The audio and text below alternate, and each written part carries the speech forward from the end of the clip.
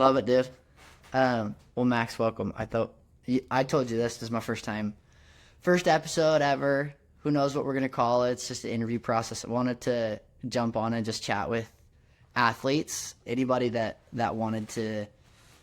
Yeah, that's had a foot in the door in athletic community and that department, and understanding what exactly football and college sports looks like from your perspective.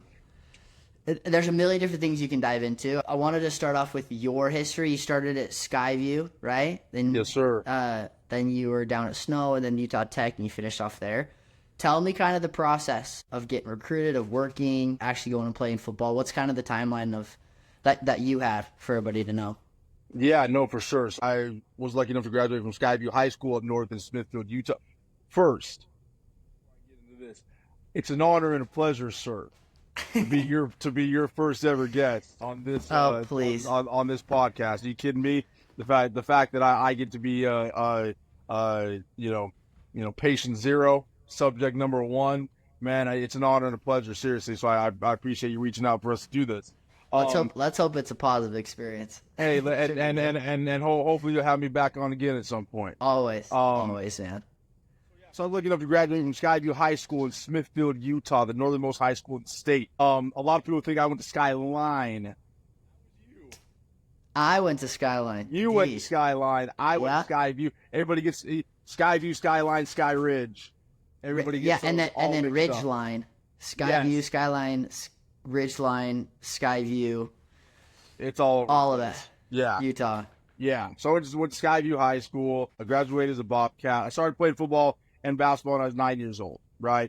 And lucky enough to play it all the way through high school. I originally thought I was going to go play college basketball. Basketball was my first love. I was probably better at basketball than I was at football up until probably my junior year.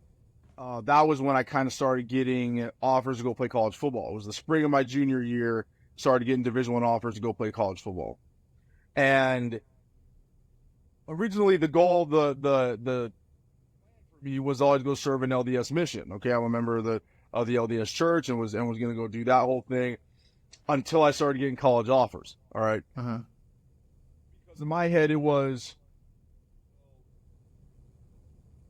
which anyone church can go serve a mission if they want to. Not everybody gets a chance to go play college football. Okay, and God's not going to hate me if I don't go on a mission and this, that, and the other. I was coming with every excuse in the book. And, because I'm getting recruited by Oregon and Stanford and Notre Dame and Missouri and Washington, and I'm getting letters sent to school every single. I got 7 letters from Oregon in one day. Jeez. And I remember being like, University of Oregon. Yeah, the Ducks. Okay, and I got Nike on my mind. All right, I'm thinking always. Go. I took a visit up to Eugene. It was great. Okay, the path I thought I was going to take. My dream school at the time was actually Boise State. Okay. Really? Part of it was because in my head I was like, I don't want to go to, because I was selfish and prideful at 17 years old. I thought, okay, I don't want to go sit on the bench at Washington for a couple years, or Oregon, or Stanford, or Mizzou. Okay. I want to go to a spot. I want to go to a spot that's really good right now. Also have a good chance of playing a lot as a freshman. And Boise State was that kind of school because they were, a Mountain West school like they are now. But back when I was in high school, they were beating a lot of these teams and competing with the Oregons and the Stanfords and the Washingtons. So I was like, man, they're beating these big teams, and I'd have a chance to play pretty early. That'd be cool. So the summer going into my senior year, they threw me an offer. But they said, hey, we cannot wait for you to go on a mission. Usually they're pretty good with that stuff because they're in Idaho, right? Yeah, they're pretty understanding. But ironically, and of course, hindsight, it's crazy how everything works out, right, in life in general. Okay? Offer the summer going into my senior year, but they said, can't wait for you to go on a mission. 7 guys at your position, and we need you to come in and try and compete as a freshman. And that was my freaking dream. Play on the Smurf turf, do that, play early. And I'm thinking, I remember turning to my parents, I'm like, I guess I ain't going on a mission. I'm going to Boise State. That's a no-brainer. Long story short, things changed my senior year, and I decided to go serve an LDS mission, and everybody pulled my scholarship offers except for 3 schools. Okay, University of Nevada, down in Reno, University of Wyoming in Laramie, and the Air Force Academy in Colorado Springs. So how many offers did you have junior and senior year? Like if you were to total Division I, Juco, D2, D3, anything like that, did you ever total it up? I never totaled it up because I'd have to go look. I'd probably say, shoot, like 9 or 10 maybe. Okay. But I was only focused on the big schools. Of course. You know, of course. Yeah. Again, I was like, I mean. Who's going to pay the most? Who makes the biggest offer? And I mean, I remember, my junior year send me an invitation. I was the first ever Utah-Oregon game when Oregon came to Salt Lake City after the Utah joined the Pac-12, right? Mm-hmm. And I remember being on the sideline pregame, and Marcus Mariota comes. That was the year they won the national championship. And Marcus Mariota comes running right past me, and I just had stars in my eyes, dude. And I'm like, yo, this is something else. This is the life I want to live, right? Yeah, that was big. That was big time. Yeah, that was Oregon back when it was, they were the school. Yeah, West Coast. So I decided to go on a mission. Being 18 years old with the option that I had at that point, pretty simple math for me. I don't want to live in Laramie, Wyoming. I'm going to join the Air Force. So I guess I'm going to Reno, go play for the Wolfpack. Okay. So I signed with them, went on my mission, went down to Argentina for a little bit. I was on the mission for 16 months, and Nevada had a coaching change. And the new coaches came in, pulled my scholarship, told me to go find another place to play. Jeez. So the last 8 months of my mission, I'm sitting here thinking, man, I don't know. Play football again? Where am I going to play? How am I going to pay for college? I was my ticket in, and I didn't really know how I was going to do that. So I remember I get home spring of 2018. I get home in April of 2018, and trying to figure out what I'm going to do. Long story short, I ended up in a walk-on tryout. College. Uh-huh. Okay. Is that your only walk-on tryout that you actually hit up? Or did you go to other schools? Yeah, because I had a chance to go to SUU or Weber State when I got home. Mm-hmm. I was like, listen, I want to go to a place that'll give me a chance that'll give me a chance to chase these big schools that I had before my mission. And then worst case scenario, after Snow College, I can still go to a Weber State in SUU and they'll be in a Utah Tech, all the same level. Okay. Which is interesting because I think a lot of kids want to think that they want to skip the ladder. They want to skip Juco, right? Because if you want to use Snow College or any D3, D2 school to then get to a lower level D1, it's like, well, if I can just walk on at Weber or walk on at Dixie or Utah Tech, at SUU, anything like that, especially in Utah, people want to just skip Juco. But I think there's a lot of value in being able to go and just play, right? Like you walk on, and even if you're walk on, you can earn a spot pretty fast and not spend 2 years sitting on the bench to then eventually play your junior, senior year at Weber and then not be able to go anywhere else, right? Yes, and life's hard as a walk on at a D1 school. I don't care what level it is. I don't care if it's FCS, if it's mid-major, or if it's part of the Power Four. It's hard no matter where you do it at the D1 level. So you have to be exponentially good and work extremely hard to be able to play as a walk-on at a big-time Division I school. And not that I would want to dodge the work, but again, a little bit of pride in me was I want to be on scholarship at one of these schools. Yeah. All right, and I want to show up on scholarship. So the best way to do that is going to be Snow College. So I wanted to skip the steps too. Don't get me wrong.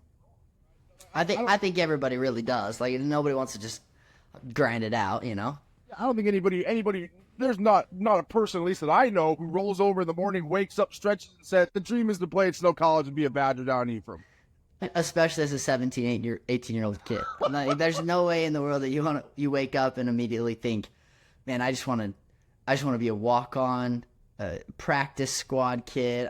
I just want to get my head bashed in every single practice and then not see the field, not even travel with the team. I don't think anybody really dreams of that. But it's a step stool you and I both did, obviously. Yeah, you and I were teammates at Snow, right? And we're able to actually play in a lot of big games and have a lot of fun. Too, the most ironic part about the whole thing is that Snow College actually came to my high school. I was one of 4 kids on my high school team who had Division I offers by the time we were done. College came to my school and they met with a bunch of us and they said, "Hey, we know that you guys have other plans and you're doing big stuff. That's great. But if anything ever happens, just know you always have a spot with us." That was with this staff wasn't there when I got home from my mission, so I never actually played for those coaches. But I do remember walking out of that meeting with Snow College, literally laughing, giggling because one, I'd never been to Ephraim. Mm-hmm. Ephraim was the armpit of Utah. That's the label. The one stoplight, 16 blocks. Yeah, just a town guy, and I actually hated Ephraim Sure. my first year when I was there. Okay? Me too. But bro, those first 2 semesters were absolutely terrible. Oh my gosh. I mean, the first football also got pushed off because of COVID when I got there. So I got there in the spring of 20, and then I trained in the spring, fall hit, COVID hit, and our season got pushed. I was there for a full year without playing any football. Dude, it was terrible. It was terrible. That's the only reason any of us went to Snow College was to play football. Exactly. It wasn't they education's good, but it wasn't to get a stellar education, right? Sure. It was to freaking put our cleats on the turf and freaking play ball. That was it. That's the only 100%. reason. I mean, I could not understand it because I got bored in my free time. I'm playing college football, and I was still getting a little bored in Ephraim. I don't know how kids just went to school there and didn't do anything else. Dude, it's crazy. I talk to kids that go to universities, and I'm a big advocate for junior college, whether it's sports related or just education related. Dude, I think me and my roommate, Taylor Larson, I think we were taking like 20, 21, 22 credits a semester while playing college football. I think Tay had a 4.0, I had a 3.96 while like in the heat of college football. And I was like, dude, it's Juco. Nobody cares about education. Nobody's here to get a degree. You're here to pay cheap school. You're either live local or you're here for sports. I think it's a fantastic route. I think a lot of people should start looking into that, even if it's a gateway into college sports. Do you compete against such high-level athletes, even at the JUCO level? Yeah, I think it's a great spot for anybody. I pushed a ton of kids actually to go the JUCO route rather than walk on it at a Utah State or a Weber, or because like if you play well at Snow College, they'll take you on scholarship, right? Like that's been proven. Look at how many Division I guys you and I played with. Right? And we're gonna play with a bunch of dudes who end up in the NFL as well, right? And I remember walking out of that meeting when I was in high school laughing at even the thought of going to Snow College because I'm like, again, my mailbox is chuck full with Oregon and Washington and Stanford and all these guys, and I'm thinking worst case scenario I'm gonna end up playing in the Mountain West. Yeah. Ended up being a worst case scenario because I chose to go on a mission and do that stuff. And so then you played at Snow. Let me think. 18, 19, and 20, or 18 and 19. I got to Snow in the fall of 2018, gray shirted, because I was not ready to freaking play off the mission, and they didn't want me to use my red shirt just in case I needed it down the road. So I gray shirted in 2018, played the 2019 season. 2020 season got canceled. And then the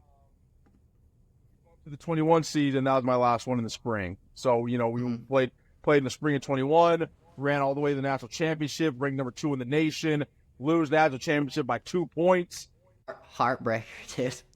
Yeah, that was absolute heartbreaker. That was a tough game, no question. Big time. So I pulled up some of your stats from Snow. You played one game in 2018, in 2019. You played D end, right? Yeah. Tackle? Yeah, because I was a DN when I first got there. I mean, I was because that's what I was in high school. I mean, I was a stand-up defensive end. I never put my hand in the dirt my last 2 years in high school, Seth, unless we were on the goal line. Okay. Besides that, I was in 2-point stance. It's so college, so I show up at Stowe College off my mission. I'm about 250. We bring in the great Jan Jorgensen, the BYU legend. He, as our defensive coordinator, he's like, hey, I want to play our traditional 3-4 that we played at BYU. And the head coach Mitchell said, hey, Max, you're not tall enough to be outside linebacker. You know, I'm only 6'1.5". I'm about 6'2". He's like, we need our boys, 6'3", 6'4", 6'5". You're not tall enough to play outside linebacker. So if you want to play, you got to put on a bunch of weight and slide inside. So I got to Stowe College. I got to Stowe College at 250. I left at 295. Jeez. Holy cow. Do you regret that at all? No. I mean, because I was going to do whatever it took to play. Yeah. Right. Coach said, hey, you will be a starter if you put on weight and slide closer to the football and play D tackle. All right. But you're not going to see the field a lot. Dropping in coverage, dropping into the flat, rushing off the edge. We need you to be a bigger presence inside as a 4-eye, as a 3 technique. I started one game as a 0 technique over the center. Okay, and so switching positions when I got to college. But that's what I needed to do to play and see the field, and it ended up being the most beneficial part of my career, which is why I wanted to do it. I mean, football requires sacrifice, and football is hard, and sacrifice is hard. But I just knew, hey, on the field, do my best to make that happen. Yeah, 100%. And so looking at your stats here at Snow, you had 23 total tackles in 2019, 3 tackles for loss, 2 sacks. 2020, 13 total, 5 assisted, 8 solo. And then you played at Utah Tech, formerly known as Dixie, 22 and 23. You had 14 total tackles, or 20 total tackles in 22, and 33 and a 1.5 sacks, fumble recovery in 23. Talk to me about the difference between going from the transition from Juco, Snow College, to D1, Utah Tech. Also, the requirement of weight. Obviously, if you had to gain so much weight, did you have to maintain once you got to Utah Tech? Was it bigger? Was it that much higher level of ball? Was it a bigger sacrifice? Or was it kind of just similar, just 2 more seasons at a different split? Very similar, dude, because of the level of competition that we played in Stowe College, right? Mm-hmm. That's the one thing that again, college, I'm thinking, oh, this is a half step up from high school. I know, my first year, I'm taking reps against the dude who ended up being the left tackle down at Baylor when they went to the Big 12 championship a couple years ago, okay? And as a running back, I'm competing against kids that got recruited by Auburn and LSU as running backs, but just couldn't make grades and ended up needing to be at a top level, second ranked Juco in Punktown, Utah. Just decided to be an Ephraim. Yes, dude. I mean, big time step up. In our D line room, I'm looking at Big Mac Gotel, who's been in and out with the Seahawks the last couple of years, playing D tackle. I'm trying to tackle Jalen Warren, who's the backup running back for the Steelers. Jalen Warren was my roommate my first year at Snow College. Okay, the backup running back for the Steelers right now. All right, who had a fantastic season last year. Oh, dude, he's legit, man. I mean, he is fantastic. That was actually the running back that I followed up. Jalen Warren left, and I came into Snow and immediately watched his film to learn our offense. And then then COVID hit, and we ended up starting in another year after that. And then I didn't start the first 2 games, or maybe the first 3 games. Came in as a long snapper, and then eventually took over the starting position. Yeah. But to think that the running back just before me at Snow College was Jalen Warren, who's now playing for the Steelers. Bro, that's crazy. But that it just tells how high level of a ball club that actually is down in Ephraim. 100%, dude. I mean, and it's line up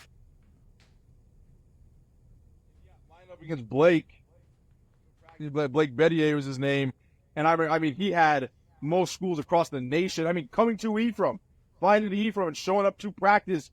And I remember we would do one-on-ones, we do reps, and I was like, I'm taking every single rep against Blake because listen, you're watching him. A couple times, you're gonna start watching me too, okay? And able to go from being a walk-on in Snow College, to end up being an All-American by the time I left. It was great. It was fun. And talked to some big schools while I was at Snow, but the issue was my injuries. They caught up to me again, right? I had both my shoulders completely redone while I was at Snow College. I don't know if you even knew that. I know you knew me going into my second shoulder surgery, but I had one even before I met you as well, the end of 2019. So I had Was it just rotator cuff? Rotator cuff. No, it was labrum, capsule muscle, rotator cuff, and I fractured my arm. I was down in Miami, and old Gary had to freaking, and it was a complete dislocation. We're on the field, and Gary had to freaking pop my shoulder back in. And then 2020, we have one scrimmage against Air Force Prep. I get a sack, labrum, capsule muscle, rotator cuff, shredded everything down my back. And then, so I had surgery almost 365 days apart from each other. Almost exactly a year to the day, having surgery back-to-back on my shoulders. And so a lot of schools didn't want to touch me by the time I left Snow College. They thought I was too much of an injury liability. And thankfully, I was able to come down to Utah Tech for 3 years. I played 3 years after I had 2 shoulder surgeries, and the shoulders held up. I didn't think the shoulders were going to hold up the whole time I was down here, but I was lucky enough that was able to take place. So the question was, what was the competition level like? It didn't change at all. Because of the level of competition that we played at Snow College, like I talked about, there's a ton of offensive linemen who I played against when we were at Snow College, who went on to play at Power 4, Power 5 schools. So going from, I was playing Division I level of competition in practice every single day, because on that national championship team that we had, 6 of the offensive linemen went to Division I schools. Yeah. Guys started, right? 6 guys went to D1 schools on scholarship. D1 competition every single day in practice. And then every single game, I'm hearing about all these guys who have all these offers. And I'm like, hey, if I smoke them, I'm able to go prove myself a little bit too. So the level of competition did not change at all because of how good the schools were that we played while at Snow College. Because again, I thought, oh yeah, this is just junior Juco. What is this? Come to find out, some of the best competition in the United States lined up and played Juco at one point. You talk about Cam Newton and some of the list goes on and on from there. He's kind of the standard bearer, the flag bearer. There's a lot of dudes who have played Juco football who were big time in the NFL. There's a ton of Snow College guys, not even who we played for. But I mean, you look at the starting, the one that comes to mind always for me is Garrett Bowles, the starting left tackle for the Denver Broncos, who's been there for almost a decade, and he was a Snow College guy, right? And so there's a ton of dudes who go from Juco to the NFL, so it's big time football. I was to say, I just looked it up. It says Aaron Rodgers played Juco, Butte Community College in 2015. Did some of the top athletes in the NFL played Juco. Josh Allen did too. Yeah. Not even because of grades, just because that was their path. I want to touch really quick. You and I both were affected by injuries. I think that was a big factor in us playing. And then I want to circle back to the recruiting process out of high school and all that type of stuff. But I struggled. I actually originally got recruited to play college baseball. I came off my mission from the Netherlands. I went and played college baseball. I played a semester at Slick, and I had torn my rotator cuff in my throwing arm. I played middle infield, and I just could never get back into it. I didn't end up making the spring team, the travel team, anything like that. And then Coach Erickson reached out to me because he had offered me while I was on my mission to then go play football as well.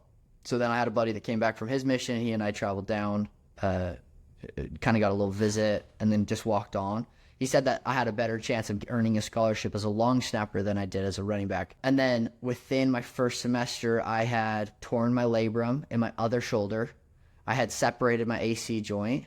And then once the first season started the following year, I actually tore the anterior cartilage in my femoral condyle. So on my right knee, on my femur, I tore the outside cartilage on it.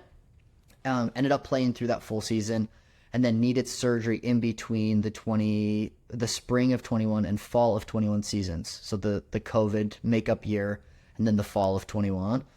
And in that recovery process, I ended up gaining probably about 10 pounds of fat, lost a lot of my weight. I was 4 to 6 weeks non-weight bearing, and then 2 weeks after, or a week after that, I was back to playing our first game. I ended up losing the starting position, became second string, and then graduated and just decided I was done. My body I had separated my shoulder twice, torn my labrum, had an already torn rotator cuff. I had already had knee surgery, and yeah, my body was kind of falling apart. So my question is, do you have any regrets about the way that you took care of your body in high school and or college? Because as a sports performance coach, one, true nutrition. I came in at Snow College at 185 pounds off my mission, and immediately they wanted me up to 210. So I just freaking ate so much food up to 210. But then I realized I was way slower. My body couldn't handle it. I was unhealthy. And I think it actually had a big impact on my ability to play at a high level. And that was one of the reasons why I fell off and ended up needing surgeries and that type of stuff. But I just don't think I took care of my body very well. And working with high school and college athletes now and trying to teach the basics of nutrition and sports performance and really taking care of your body, do you have any regrets of how you took care of your body? Or do you just think it just happened? Like injuries just tend to happen? Yeah, so let me tell you what, Seth. I have no regrets about anything I did in my college career. Thank goodness. Could I have done stuff better, gained more knowledge, things like that? Absolutely. But luckily I never drank in college. I wasn't doing drugs, wasn't doing any of that. So I mean, could my nutrition been better? 100% for sure, just like anyone else. But I have no regrets about what I did in college when it came to nutrition, how I performed, things like that. The one thing I could have done is gotten more sleep. Yeah, that could help my body a little bit. But I mean, even going back to my first injury ever, 7th grade, playing football, I snapped my leg in half, did tip bib, had to have 2 different surgeries and put 6 screws in a plate in my leg. Right, my junior year of high school, I tear all the tendons and ligaments down the bottom of my foot. I have to have reconstructive foot surgery. And don't have any I have arthritis right now in my foot. I'm in my mid-20s because I don't have a lot of cartilage in my foot left. And then I have 6 anchors in this shoulder, and I got 4 anchors in this one. I'm completely put back together up top there. And I still need surgery on a broken wrist that I suffered down here at Utah Tech. I have a torn meniscus I haven't taken care of yet. So some guys just struggle with injuries in general. I think I was one of them. But I was lucky enough to walk away from the game of football after being done, graduating, getting a degree, doing all that, with absolutely no regrets. And that feels really, really good because I know I played my hardest, I played my best, I played through a ton of injuries. My first shoulder surgery I had at Snow College, I again tore everything, had a fracture in my arm, and I played another 2 games after that to finish the season because our other defensive end, Chad Pulsifer, blew his knee out the week before I got hurt. So he was done. We needed guys. So I was like, hey, put a brace on me, tape my arm to my side. And so I played 2 games with one arm before having to get surgery. So I was able to play through a lot of injuries as well, which I'm really proud of. Yeah, the thought of having regrets, could I have done stuff better? Absolutely. But no regrets there. I mean, to the tune of, I had multiple NFL teams who wanted to talk to me going into my senior year down here at Utah Tech, and I told them no.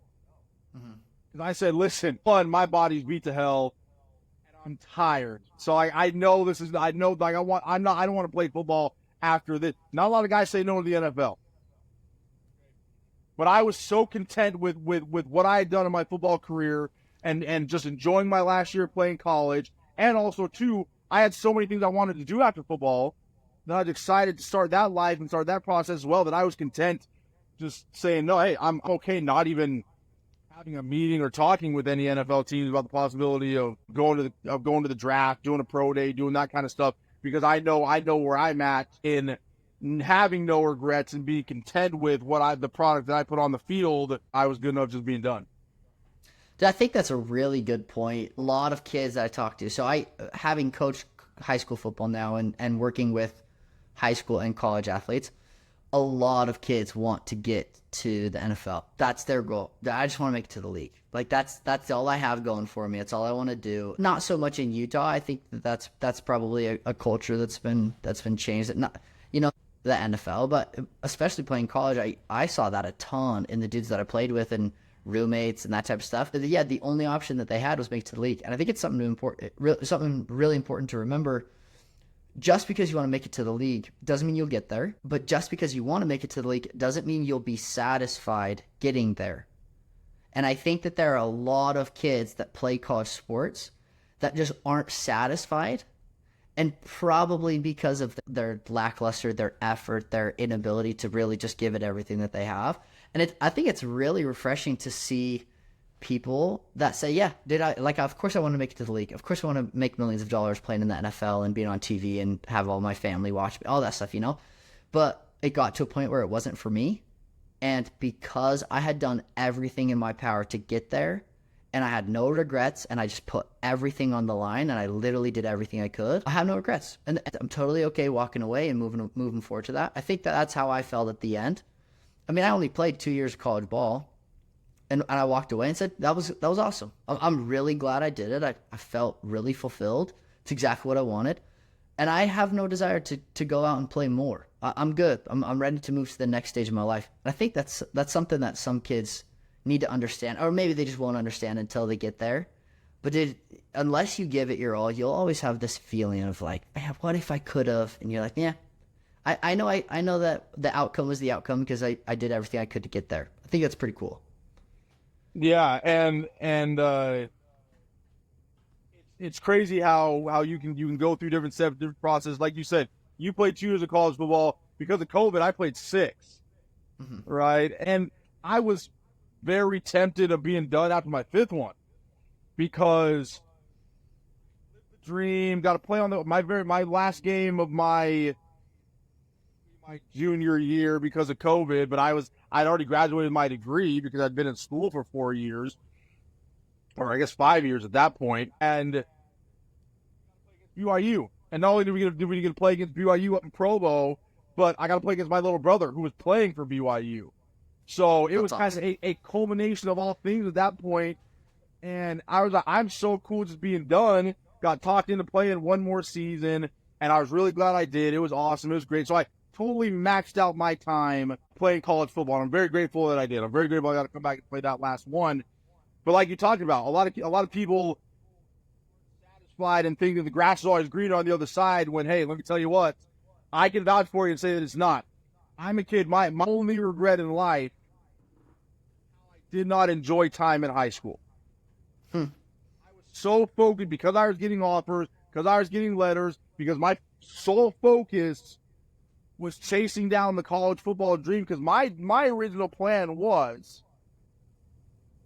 because of the trajectory that I was on, winning defensive MVPs, first team All-State for 5A, which was 6A at the time, and doing all these different things. I'm getting recruited by big schools.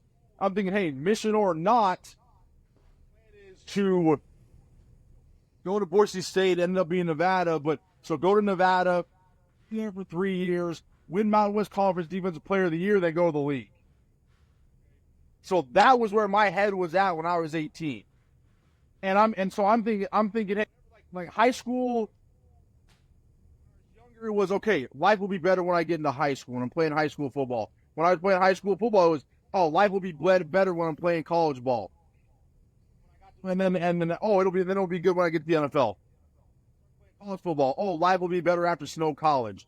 Get down here to Utah Tech. Life will be better when I'm able to jump from Utah Tech to the NFL. And let me tell you what, not as fun to enjoy the freaking moment that you're in. So to everybody out there who decides to listen to this, enjoy the moment that you're in and the life that you're living in that time, because there's a lot of times you'll peek over the fence and think that the grass is green on the other side, but all you see is a little baby patch of green when the whole rest of the field is brown. Absolutely. That's a lot of the stuff that happened to me. So I'm a huge proponent now on have a plan for the future. Do goals that accomplish things in the future, but freaking enjoy the moment right now and the people that you're with in that moment, because that's something that you'll never get back. And focusing too much on that future, spoil that moment that you're in. You'll look back and you'll be like, I regret not enjoying time with those people. I regret not just having fun in that moment because I was too focused on the future, right? One of my favorite quotes of all time is worrying about tomorrow's troubles only takes away from today's joy. So as long as you're focusing on tomorrow, ruining today, don't worry about tomorrow too much. So Yeah. just being able to live in the moment, enjoy it, enjoy what you're doing, while also progressing towards the future, which again, it's a tricky dance a lot of the times, but it's one that needs a focus. There's a really, for some reason, there was a really big cutoff in my football career that eventually I started enjoying working out. And I could like kind of distinctly tell you when it was. And it's actually funny. I enjoyed doing legs versus arms, and it actually flipped. I hated doing legs. Couldn't stand lower body because it took every ounce of energy in me. And then I remember my senior year of high school, for some reason, I'm sure it was just some random compliment that I got or something. Someone was like, dude, you got big legs. Like, you can just freaking squat like crazy. And then immediately it clicked in my head. I was like, dude, I like legs. This is awesome. I love lifting. But there was a moment in time that clicked that was, dude, I just love the work. I love working. I love putting my head down. I love sweating it out, just absolutely dying in the gym, on the field with some cleats, whatever it is, doing anything I can to just push myself to get better and better and better. And I think that everybody goes through that a little bit differently, but unless you get to that point, you will never fully appreciate sports and athletics as much as you could. Because even if you make it to the league, you can always be the MVP, and there's always going to be somebody better. You can always sign a bigger contract, and then eventually it'll be done. And then it's just something to talk about. And if you didn't enjoy the process throughout, then there's no point in doing it. Then there's no reason to do it. And I see a lot of high school kids look past where they're currently at instead of just saying, dude, I love the fact that I'm here and I'm grinding and I'm getting better. And yeah, it sucks. Like conditioning, it will always suck. And I hate to tell you, it always get worse in college. It always get worse in the league. Like you're never pushing yourself hard enough than the next person. It's just how it goes. But if you don't enjoy the process, there's no point in doing it. And yeah, you won't be fulfilled. You'll just always seek to the next thing. And I think it's really important for a lot of high school athletes to understand that and just be okay with the grind. It's just how it is. It's part of the game. Yeah, and that was honestly like me and Shad talk about all the time, man. We loved Snow College, like just because of how football is unlike any football you ever play in your life. All right, like look, everyone is literally just fighting for their metaphorical life to get out of what they're in right now, right? We're stepping on the field just battling and dying to try and leave Snow to prove that, hey, we're better than just average Juco football players. And we were able to play for a national championship, like which got us a lot of recognition and notoriety, and that was great, right? But Shad and I, we're like our funnest football days, we're dying in Ephraim, right? Where everybody's just kind of like, just the crazy days of Ephraim. What is going on? What are we doing? Right? I mean, from just how diverse our team was. We had a boycott, right? We had team fights, right? I mean, we had secret meetings. Like we had some coaches fired, kids getting suspended, cops getting called, everything. I mean, dude passing out on the field. Yeah. Like, I mean, just like, and just a lot of that stuff happens everywhere, but happening in a Juco setting is more unique, and it's just harder because everybody's kind of just, we're in the middle of nowhere. We're in the middle of Ephraim, Utah. Hardly anybody's ever been there. Like you said, there's one stoplight. They close all the roads down when they run sheep down the middle of the street. Crap everywhere. It is just such a unique, crazy, like, times were so crazy and sometimes so hard. You look back, we're like, those were the funnest days.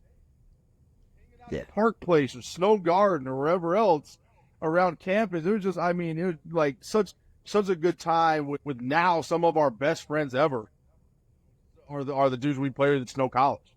Yeah. Yeah, 100%. Well, Max, I appreciate it, dude. I just wanted to end. You have a quote on your Instagram that I wanted to ask you about and how it kind of relates to your life, and then we can close it off. But Absolutely. the quote says, "The greatest level of hell is coming to the end of your life and having to look potential in the eye and say, 'I'm sorry, I was afraid.'" What does that mean to you? Why is that something that's important in your life? Yeah, to me that's huge because there's so many, and I was one of them too. I just got told how good I was all the time. All the time. Coaches, community, everybody telling me how good I was. And I'm like, oh, let me just hang without even knowing it, I was like, oh yeah, let me just hang my hat on potential. Right? See how long people can tell me how good I have the chance of being. What the hell is looking potential in the eye at the end of your life and telling it to say, sorry, I was afraid? Okay? Me is being like, hey, there's tons of people who have crazy potential who never even choose to try and chase that. Chasing potential is hard. It requires sacrifice as well. The most sacrifice the potential requires is your time. The most valuable thing we have in life is time. That's the most valuable thing we can give. It's not money. It's not anything else. The most valuable thing is our own time. Being able to reach potential requires sacrifice of said time. So I love it because I was one of those people too who got told how great my potential was and how big my potential was, and didn't quite reach in the athletic sphere, but I'm doing a ton of stuff in life right now that's putting me on a great path to try and reach that life potential that a lot of people might claim that I have. And so it's about just not being afraid to push yourself for your own greatness. All of us have a different level of greatness for ourselves, but a lot of people don't even want to try and reach for that. That's kind of what that means to me, and I want everybody who reads that or hears that to be like, hey, that is true. Like imagine, getting to the end of your life and you realize, hey, what could I have done? Push myself to the limit to reach some of this potential, to reach for some of this greatness. How many people I could have helped? How much better my life could have been? How much happier and content and live with less regrets I could have for that kind of potential in life. So that's why that quote's so huge for me, because it's a daily reminder of, hey, I still have potential out there. I need to freaking buckle up and chase it. Yeah, dude, I think the potential changes too. You can extend your potential. You can catch up with your potential, basically. If you have the potential of getting somewhere and you work and work and work and work and get there, the best part about potential is it will always be ahead of you. It will always be further. But it can also change directions. And I think this is something that a lot of high school kids listening, football kids, anybody that wants to go play, get to the levels that you were at, understand that just because you have potential doesn't mean you have to not enjoy the journey throughout. In that process doesn't mean you have to just catch up, because it will always be ahead of you. But eventually you'll get to a point where football doesn't matter. Eventually you'll get to a point where other things start to matter and you have potential in other aspects. And it doesn't mean you don't have to chase it. It just means that you have to be satisfied with the work and effort that you've put in throughout in order to get there. That when it changes, you're able and capable to turn the other cheek and just be like, okay, cool. Like, this is a different direction in my life. It's totally okay. But just not be satisfied until you catch it, right? Just loving the process throughout all of it, and yeah, no regrets. No, yeah. And let me just add this too quickly, is that not reaching your potential is not the failure. The failure is not even chasing the potential. Yeah. That's what the quote is when you look potential in the eye and you're telling potential, hey, I'm sorry, I was afraid to even try. So making the attempt and failing, failure, right? Another one of a quote I love says, let me win. But if I cannot win, let me be brave in the attempt. Whether you win or lose, at least try. At least make a freaking effort. Push yourself a little bit. Who is it? I think it might be Alex Hormozy or Chris Williams, somebody like that. He says, courage is trying to be courageous when you're afraid to be. Like the aspect of being courageous is trying to be courageous when you don't want to. I butchered it. That's not exactly how it goes, but it's like, if you never try, then you can have to stare at potential and say, yeah, I never tried, never did it, and never work towards it. But even if you don't get it, there's satisfaction in the effort and in the grind and, yeah, in the pursuit. I think it's fantastic. Yes, 100%. Well, Max, dude, I appreciate it. I really appreciate having you on. And, what's just to end off, what's the next step? What are you working on now? Bro, I'm doing a bunch of different stuff, man. I mean, I'm currently working for, I'm a sports marketing executive account manager for a company called 360 Elevated Marketing, handle all their sports marketing, but then we do every single type of marketing under the sun. That's kind of what we do and what we provide. I have a buddy, pickleball right here. He owns his own pickleball paddle company, living in St. George, the pickleball capital of the world, at least in Utah. Okay, pickleball is huge, right? And plus, being a retired athlete, I do what retired people do in St. George: play a lot of golf and play a lot of pickleball. And so I try to do some different things to help promote his pickleball brand. You see a bunch of paddles back here in my background as well. That's the decor in my room. It is pickleball stuff now because I'm really big into that sport. So go check out holbergpickleball.com. And then also too, I do a lot of sports broadcasting.